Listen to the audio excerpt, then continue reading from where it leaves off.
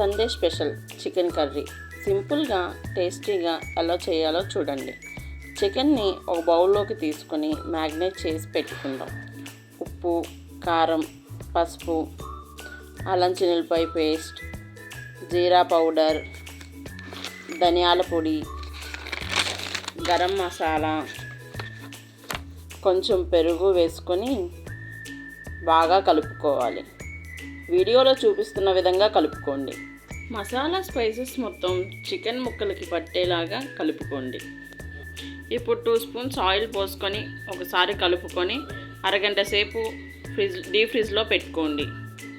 ఒక అరగంట తర్వాత స్టవ్ ఆన్ చేసి ప్యాన్ పెట్టి ఆయిల్ పోసి ఆయిల్ హీట్ అయ్యాక మిర్చి వేసుకొని 2 మినిట్స్ ఫ్రై చేసుకోవాలి.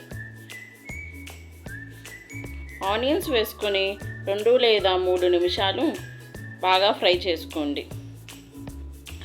ఆనియన్స్ ఆయిల్లో బాగా ఫ్రై అయ్యేదాకా బాగా ఫ్రై చేసుకోండి. ఆనియన్స్ బాగా ఫ్రై అయ్యాక ఉప్పు, పసుపు వేసి మళ్ళీ ఫ్రై చేసుకోండి. ఒక 1 మినిట్ ఫ్రై చేసుకుంటే సరిపోతుంది. అల్లం చిన్నులపాయ పేస్ట్ వేసుకొని పచ్చి వాసన పోయేదాకా బాగా కలుపుకోవాలి. కట్ చేసి పెట్టుకున్న టమాటా ముక్కలను వేసుకొని 1 లేదా 2 నిమిషాలు ఫ్రై చేసుకోవాలి. మ్యాగ్నేట్ చేసిన చికెన్ వేసుకొని బాగా కలుపుకొని మూత పెట్టుకొని ఉడికించుకోవాలి.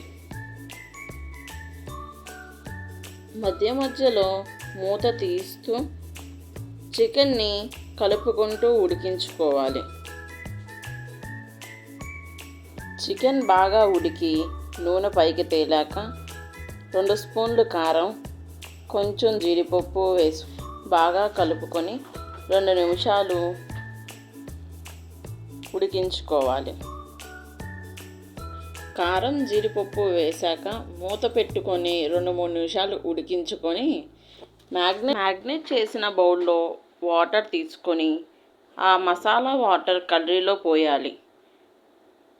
మళ్ళీ 1 గ్లాస్ వాటర్ కూడా యాడ్ చేసుకోవాలి. కర్రీలో ఉప్పు సరిపోయిందా లేదా చూసుకొని ఉప్పు సరిపోకపోతే 1 స్పూన్ ఉప్పు యాడ్ చేసుకొని మూత పెట్టుకొని ఉడికించుకోవాలి. ఒకసారి మూత తీసి చూడండి. నీళ్ళు మొత్తం ఇంకిపోయాయి, ఆయిల్ మొత్తం పైకి తేలింది.